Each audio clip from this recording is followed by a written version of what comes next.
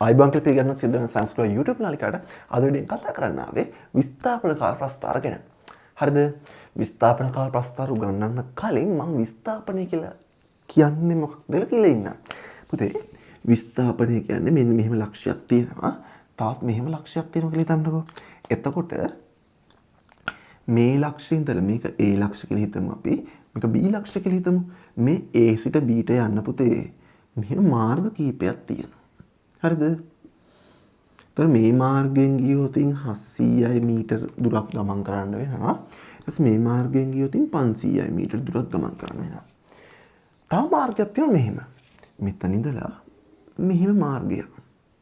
හරිද? එතකොට ඒ මාර්ගයෙන් ගියොත් 200යි මීටර ගමන් කරන්න තියෙන්නේ අපිට. හරිද? එහෙනම් ඔය A සිට B ට යන්න තියෙන මාර්ග කීපයක්. ඒ මාර්ග වලින් මෙන්න මේ මාර්ගෙ කෙටි නේද? 200යි තියෙන්නේ. එහෙනම් පුතේ විස්ථාපනය කියන මට්ටක් ගාලා අර්ථකථනය කරන්න පුළුවන් මෙහෙම. විස්ථාපනය කියන්නේ එක් ස්ථානයක ඉඳලා තවත් ස්ථානයකට තියෙන සරල රේඛීය කෙටිම දුර. සරල රේඛීය කෙටිම දුර. හරි නේද? right. එහෙනම් මෙන්න මේ විස්ථාපනය මනින්නේ පුතේ මීටර වලින්. විස්ථාපනය මනින්නේ මීටර වලින්. යම් විස්ථාපනයක් කියද්දි පුතේ අපේ දිශාවත් කියන්න ඕන. එහෙනම් මේ විස්ථාපනයේට විශාලත්වයක් තියෙනවා. ඒ වගේම දිශාවකුත් තියෙනවා. පුතේ ඔය දෙකම තියෙන මොන රාශියක්ද මෙයා?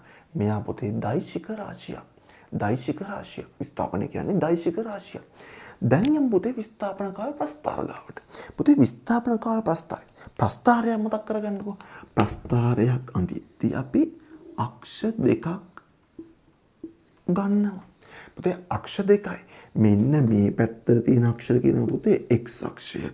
මේ පැත්තට තියෙන අක්ෂර කියනවා පුතේ y අක්ෂය. එතකොට මෙන්න මේ විස්ථාපන කාල ප්‍රස්ථාරයේදී x අක්ෂයේ විදිහට කාලය ගන්න අපි. ඒ වගේම y අක්ෂයේ විදිහට ගන්නේ විස්ථාපනය. විස්ථාපනය. හරි නේද? right. එතකොට 11 වසරේදී ඔයා දැනගන්න ඕන ප්‍රධාන විස්ථාපන කාල ප්‍රස්ථාර වල හැඩතල පහක් තියෙනවා. අපි ටක් ගාලා ඒ හැඩතල පහ ඉගෙන ගමු. ඔන්න මම විස්ථාපන කාල ප්‍රස්ථාර වල මූලික හැඩ පහ හැන්ද අපිට. 11 වසරේ තියෙන. පුතේ මෙන්න මේ හැඩයෙන් කියවෙන්නේ කාලය ගත වෙද්දී යාගේ විස්ථාපනය වැඩි වෙලා තිනවා. එහෙනම් මේකෙන් කියන්නේ පුතේ ඒකාකාර ප්‍රවේගයෙන් ඉදිරියට ඒකාකාර ප්‍රවේගයෙන් ඉදිරියට බලන්නකෝ කාලය ගත වෙනවා එන්න මෙයා අඩු වෙනවා විස්ථාපනය. එහෙනම් මේකෙන් කියන්නේ පුතේ ඒකාකාර ප්‍රවේගයෙන් ආපසු හැරි ගමන් කරනවා කියන එක. මේකෙන් කියන්නේ ඒකාකාර ප්‍රවේගයෙන් ආපසු හැරි ගමන් කරනවා කියන එක. ඊට මෙතන පුතේ බලන්නකෝ කාලය ගත වෙනවා විස්ථාපනය වෙනසක් වෙන්නේ නැහැ. ඒ කියන්නේ යා චලනය වෙන්නේ නැහැ. එහෙනම් මේකෙන් කියවෙන්නේ පුතේ නිශ්චලයි කියන එක. නිශ්චලයි කියන එක. ඊට පස්සේ මෙයාගෙන් පුතේ මෙයාගෙන් කියවෙන්නේ මොකක්ද? තරණය. තරණය. පුතේ මෙයාගෙන් කියවෙන්නේ මන්දනය. මන්දනය. හරි නේද? එහෙනම් තව සැරයක් බලමු ටක් ගහලා. මේකෙන් කියවෙන්නේ ඒකාකාර ප්‍රවේගයෙන් ඉදිරියට.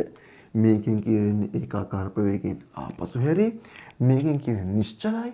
මේකෙන් කියන්නේ ත්වරණය. මේකෙන් කියන්නේ මන්දනය. හරි නේද? එහෙනම් මේ ටික හොඳට මතක තියාගන්න. මොකද MCQ ගැටලුවක් අහන්න පුළුවන් ඔයාට ප්‍රවේග කාල ප්‍රස්ථාරයක් දීලා ඒක විස්ථාපන කාල ප්‍රස්ථාරයට හරවන්න කියලා.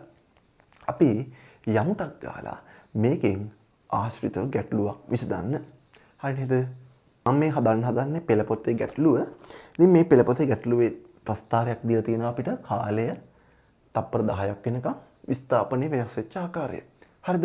එතකොට බලන්නකෝ මෙන්න මේ 4 වෙනකම් يعني කාලේ තප්පර 4 වෙනකම් මෙන්න මේ විස්ථාපන නියත වැඩි වීගෙන ගිහිල්ලා. ඊට පස්සේ තප්පර 4 ඉඳලා තප්පර 8 වෙනකම් වස්තුවේ විස්ථාපනයේ 8මයි වෙනස් වෙලා නැහැ. එහෙනම් වෙනස් වෙන්නේ නැහැ කියන්නේ පුතේ එතන නිශ්චල වෙලා තිබිලා තියෙනවා. ඊට පස්සේ 8 වෙනි තප්පරේ ඉඳලා 10 වෙනි තප්පරේ වෙනකම් කියන්නේ තප්පර දෙකක් කාලයක් පුතේ වස්තුව ආයි නිශ්චලතාවයේ ඉඳලා චලනය වෙලා මුල් පිහිටුමට ඇවිල්ලා තියෙනවා. එහෙනම් මේකට ආශ්‍රිතව අපි විස්ථාපන කාල ප්‍රස්ථාරේ ඇන්දොත් මෙහෙමයි ඇඳෙන්නේ. මේක ඒකාකාර ප්‍රවේගයෙන් ඉස්සරහට ගිහිල්ලා. එහෙනම් මෙහිම හැඩයක්. ගිහිල්ලා අත් කරගන්නවා පුතේ කොච්චර එකක්ද 8යි 8 මීටර්ස් එකක් අත්පත් කරගන්නවා මේක S. එතකොට එයාගේ එකකේ එහෙනම් 8ක් අත්පත් කරගන්න කාලය පුතේ තප්පර කීයද? තප්පර 4ක. තප්පර 4ක්. ඊට පස්සේ ආයිසරයක් මේක නිශ්චලව තියලා තියෙනවා. නිශ්චලව තියලා තියෙන පුතේ තප්පර කීයක්ද? තප්පර 8 වෙනකන් නිශ්චලයි. 8 වෙනකන් නිශ්චලයි. ඊට පස්සේ නැවත මෙයා තප්පර දෙකකදී ආයි මුල් පිහිටුමට ඇවිල්ලා 10 වෙනි තප්පරයේදී ආයි මුල් පිහිටුමට ඇවිල්ලා. ඔන්න විස්ථාපන කාල ප්‍රස්ථාරය යන්න නම් ওই විදියයි වෙන්නේ. හරි නේද? ඊට පස්සේ අපෙන් අහනවා මෙහෙම. පළවෙනි ප්‍රශ්නේ විදිහට මුල් තප්පර 4 තුල ළමයාගේ චෛතය කුමන ආකාරයේ චෛතයක්ද? පුතේ මුල් තප්පර 4 කියන්නේ මේකෙදී එයා එහෙනම් මුල් තප්පර 4 වෙලා තියෙන්නේ ඒකාකාර ප්‍රවේගයෙන් ඉදිරියට මීටර් 8ක දුරක් ගමන් කරලා තියෙනවා. හරි නේද? right. ඊට පස්සේ කියනවා මුල් තප්පර 4 තුල ළමයාගේ විස්ථාපනය වෙනස් වීමේ ශීඝ්‍රතාවය සොයන්න. පුතේ විස්ථාපනය වෙනස් වීමේ ශීඝ්‍රතාවය කියන්නේ ප්‍රවේගය. එහෙනම් මෙතන අහන්නේ විස්ථාපනය වෙනස් වීමේ ශීඝ්‍රතාවය. එහෙනම් ඒක හොයන්න පුළුවන් පුතේ මට විස්ථාපන වෙනස. විස්ථාපන වෙනසක් හොයන්න පුතේ අවසාන විස්ථාපනයෙන් අඩු කරනවා ආරම්භක විස්ථාපනයේ ශීඝ්‍රතාවයක් නිසා කාලයෙන් බෙදනවා. කාලය. අවසන් විස්ථාපනයේ පුතේ 8යි. ඊට පස්සේ ආරම්භක විස්ථාපනය 0යි. ඒකකයේ මීටර්. කාලය පුතේ තප්පර 4යි ගත වෙන්නේ. එහෙනම් 4යි තප්පර. එහෙනම් 8 බෙදීම 4යි කියන්නේ පුතේ 2යි ms ඍණ 1යි. 2යි ms ඍණ 1යි. හරිද? ඊට අපෙන් අහනවා ඊළඟ ප්‍රශ්න විදියට විස්ථාපන වෙනස් වීමේ ශීඝ්‍රතාවය වෙනුවට තනි වචනයක් ලියන්න. පුතේ තනි වචනය ප්‍රවේගය. ඊට පස්සේ කියනවා කාලය තප්පර 4 සිට 8 දක්වා කාලය තුල ළමයාගේ චෛතය පිළිබඳ කුමක් කිව හැකිද? පුතේ ප්‍රස්ථාර දිහා බලව ගමන් අපිට පේනවා එයා නිශ්චලයි. ගමන් කරලා නැහැ. එයා නිශ්චලව ඉඳලා තියෙනවා නේද? right. ඊට පස්සේ කියනවා පුතේ තප්පර 8 සිට 10 දක්වා චෛතය සිදු වී ඇත්තේ කෙසේද? චෛතය සිදු වෙලා තියෙන්නේ එයා ගමන් කරපු දිශාවට ප්‍රතිවිරුද්ධව ගිහිල්ලා මුල් පිහිටුමට නැවතවිලා තියෙනවා. හරි නේද? right. ඊට පස්සේ කියනවා අවසාන තප්පර 4ේදී ළමයාගේ ප්‍රවේගය සොයන්න. කියලා කියන්නේ. හරිද? එතකොට ඒක හොයන්න වෙන්නේ අවසාන තප්පර ටිකේ ප්‍රවේගයනේ. එහෙනම් අවසන් විස්ථාපනය අඩු කිරීම ආරම්භක විස්ථාපනය ගත වුණු කාලය. පින්නේ නේද? මෙතන ලියන්න.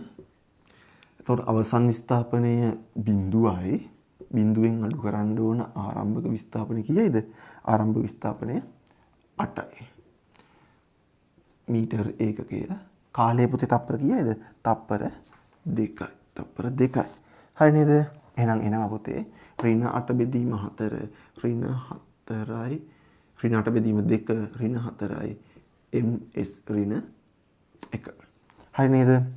එහෙනම් එයාගේ ප්‍රවේගය ඍණ 4යි ms ඍණ 1. ඒ කියන්නේ ආපසු දිශාවට 4යි ms ඍණ 1ක් තමයි එයාගේ ප්‍රවේගය. හරි නේද? එහෙනම් ඔයාට මේ වගේ ගැටලුවක් දුන්නාම හදන්න පුළුවන් ඇති කියලා මම දැන් හිතනවා.